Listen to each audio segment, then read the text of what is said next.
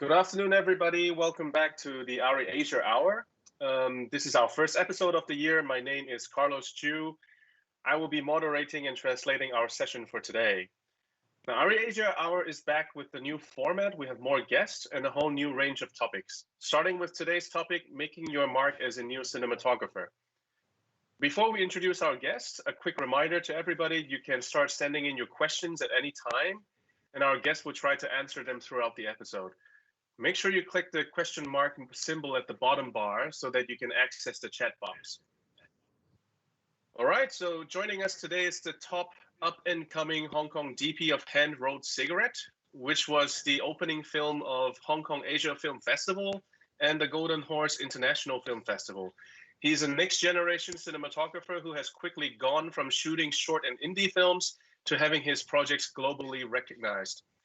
Here to talk about his experience and the cinematography behind the project Hand-Rolled Cigarette is DP Rick Lau. Welcome to the ARRI Asia Hour, Rick. Hello, guys.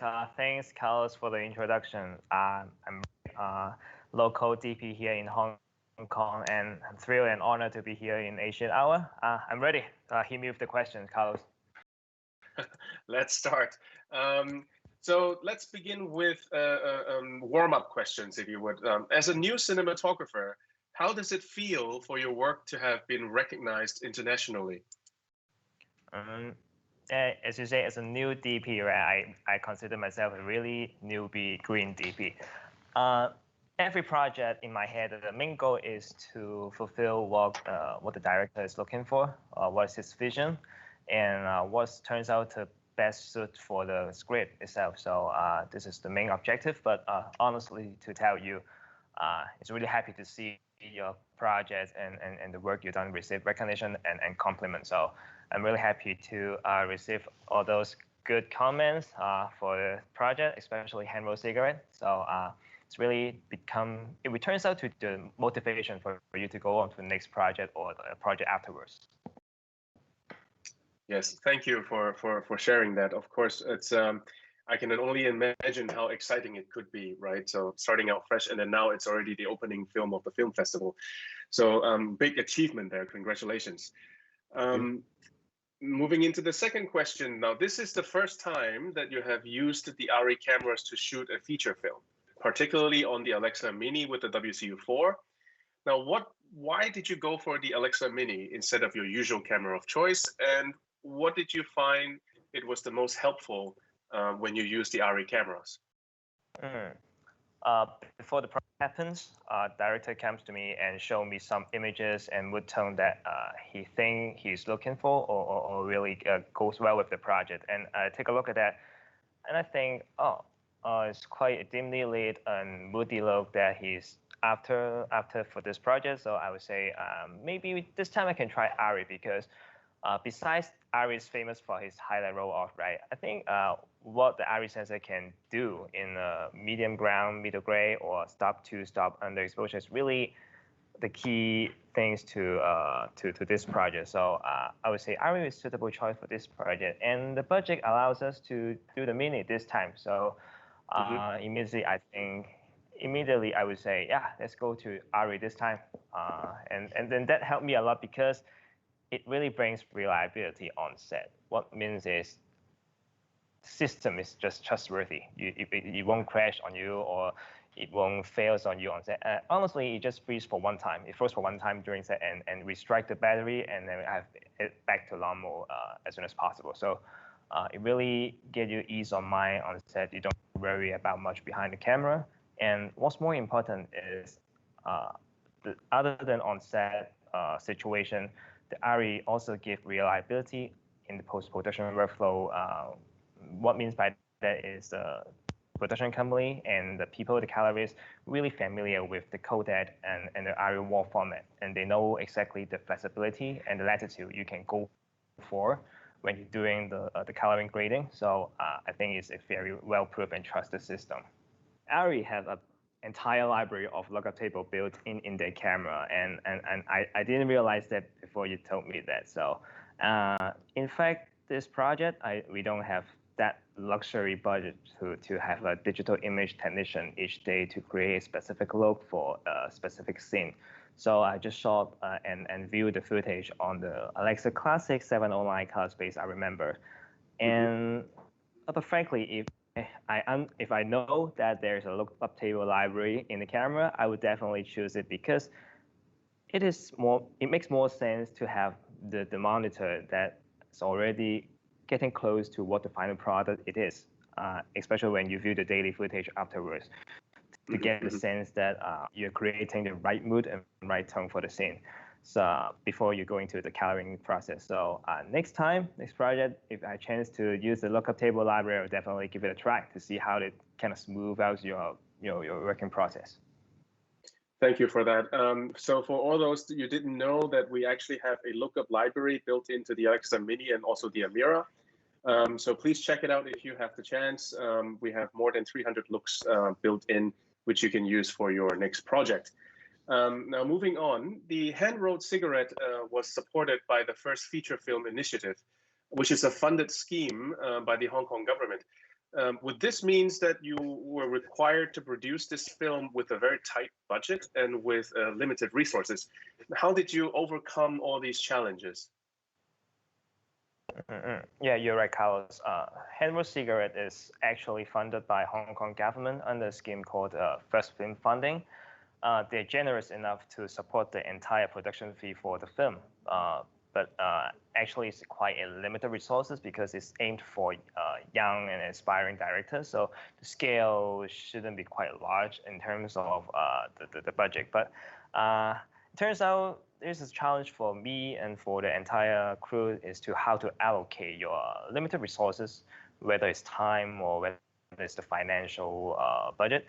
And it really comes to a learning lesson for me, not just this project, but there are some projects before in my earlier years.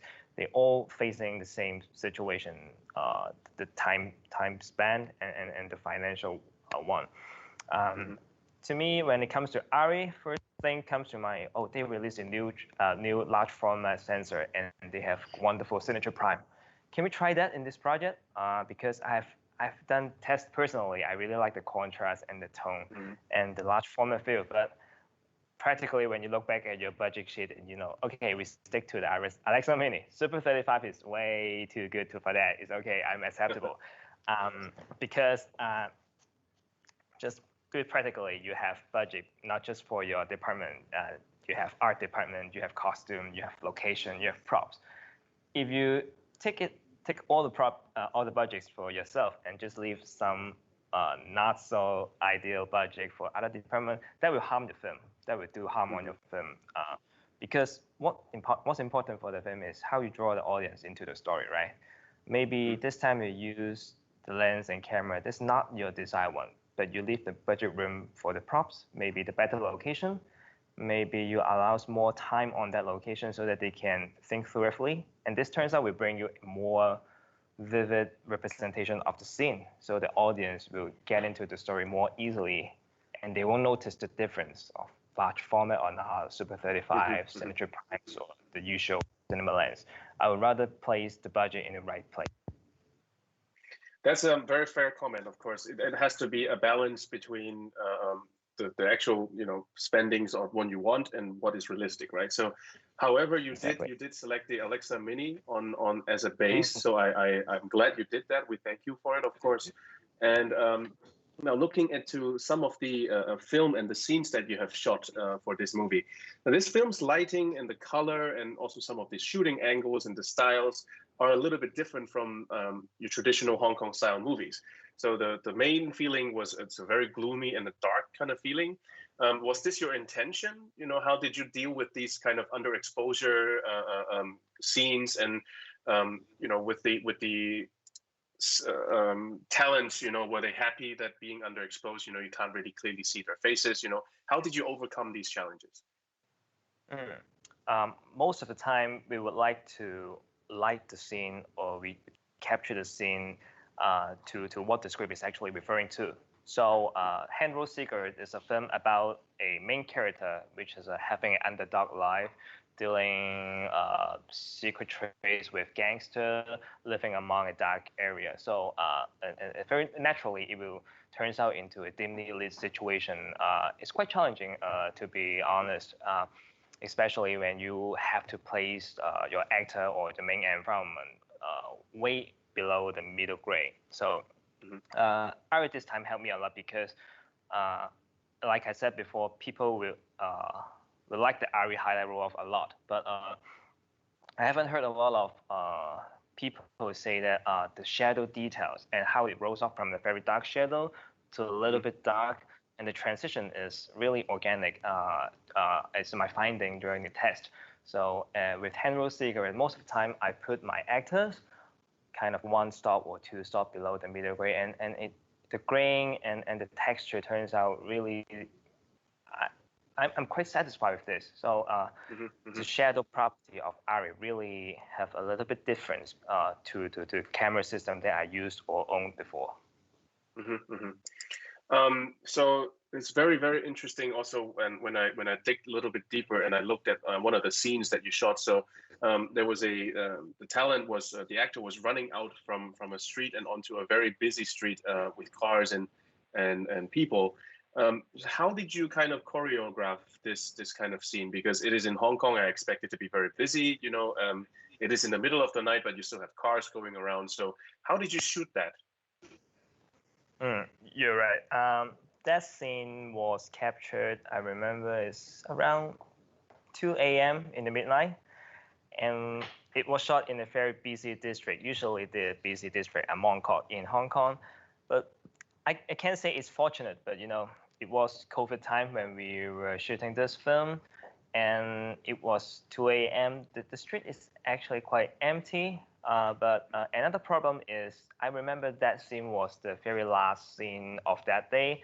Crews are already tired, exhausted, and budgets are ticking. The producer is coming out and say, "Hey, it's time to shoot it without rehearsal." So at that moment, I just put the Alexa Mini on a Steadicam, and my operator I put my operator on the back of a pickup truck, and then okay, let's the actors up and running, and we shoot it right away. And I believe the actual film we have used the footage in the rehearsal take. We have 2 takes or 3 takes. So size of the Alexa really allows me to put it on the truck, put it on Steadicam in very minimal setup time. I appreciate that. And I remember it was all shot in practical light. You know, the street lamp in Hong Kong is sodium vapor. It really is challenging for every camera sensor, no matter it's ARRI or other manufacturers.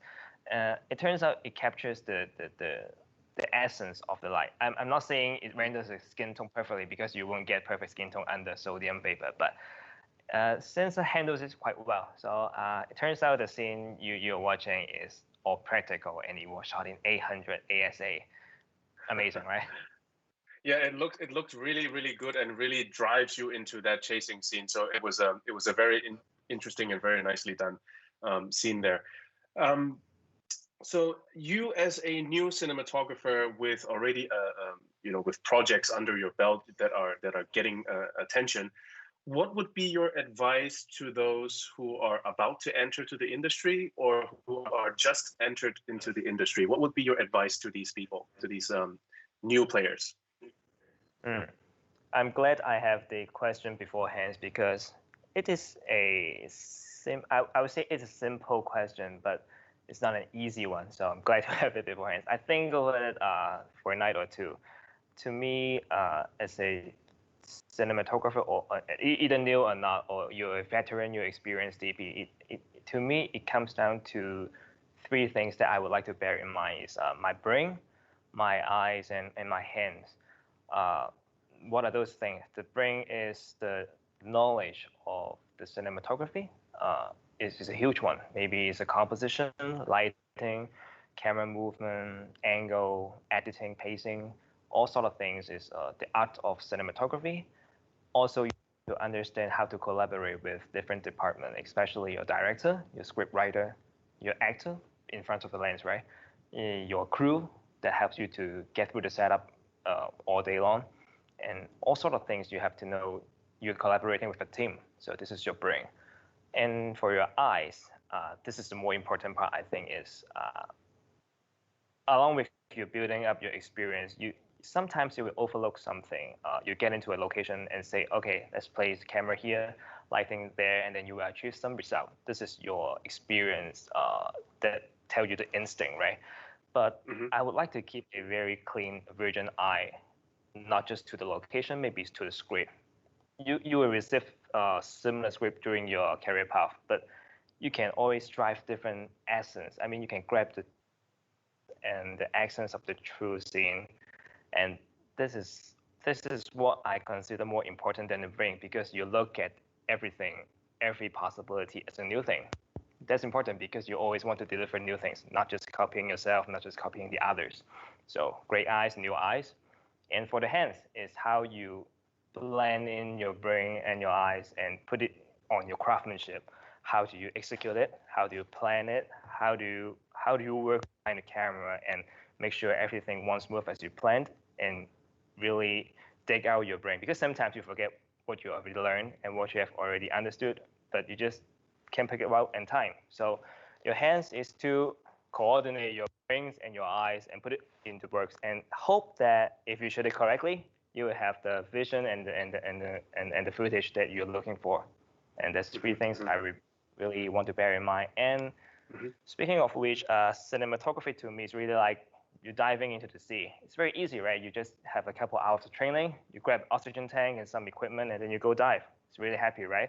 But as long as you dive deeper, you will see the ocean is much more deeper than you might think. And yeah, maybe you're a better diver as time goes, and at the same time you notice the ocean is really much bigger and deeper than you think. And this is the beauty of the industry.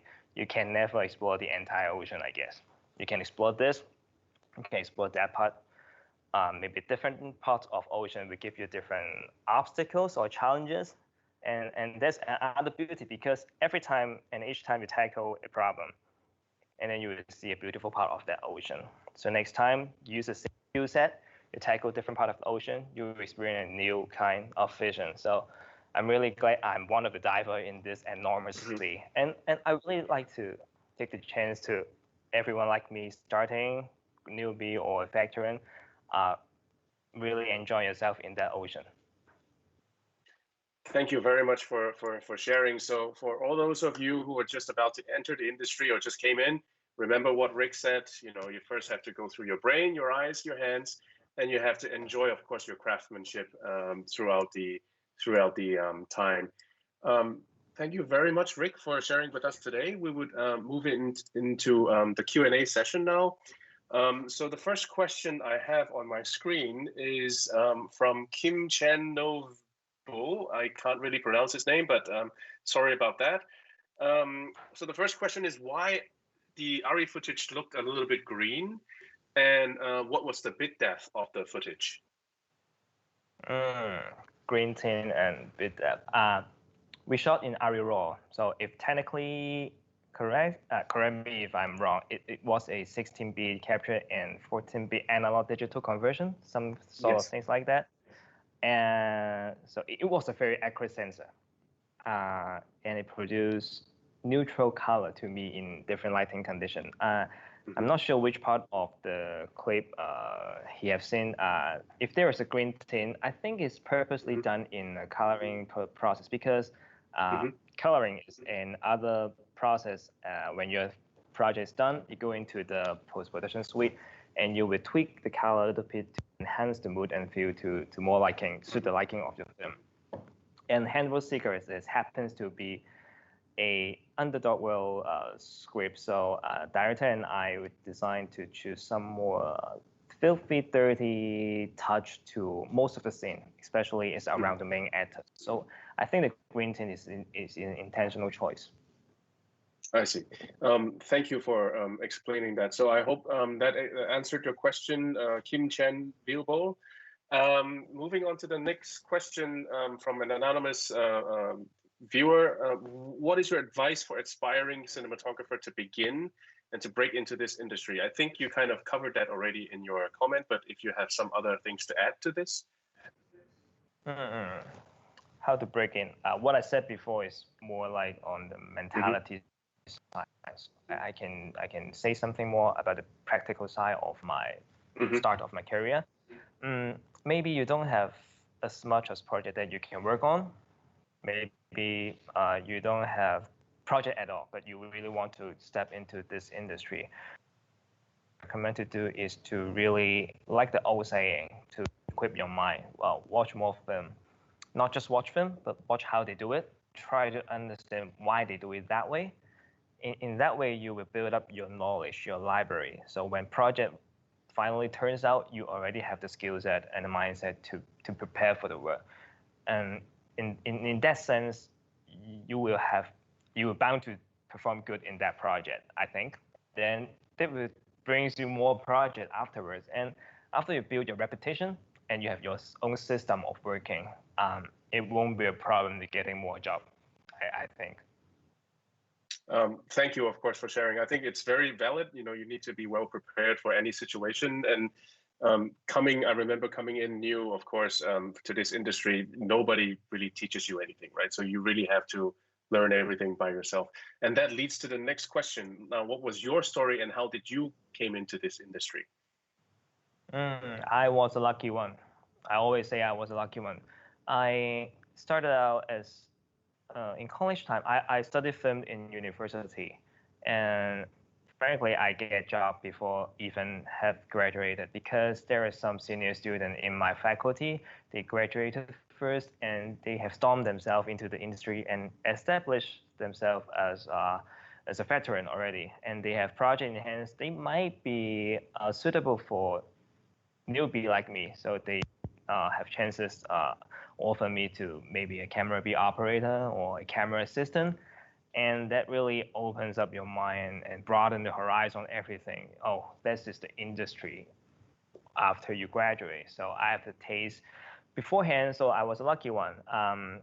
But like I said, because I already study a lot of films, try to equip that in my mind, even if it's not put it into real world, right?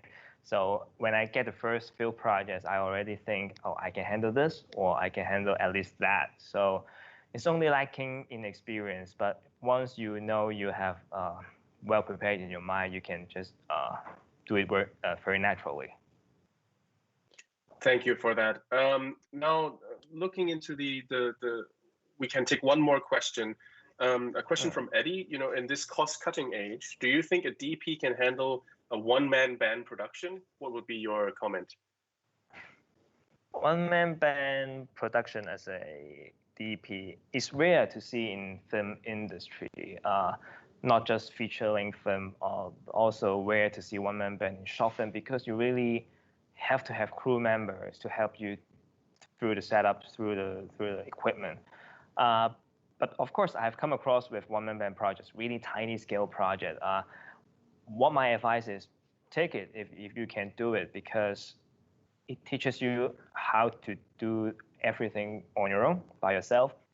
But at the meantime, it also teaches you the value of the crew members so that you can treasure your crew members, different departments when you have the project that allows you have the budgets to have the collaboration. So one-man band project doesn't hurt. Take it and you will know when the day comes, you will have a good crew member with you and you can perform even better. Okay. I think looking at the time, that's about it. So thank you very much, Rick, for joining us today and sharing your valuable experiences. Hand-rolled cigarette is coming soon to the Hong Kong and international cinemas, so please stay tuned.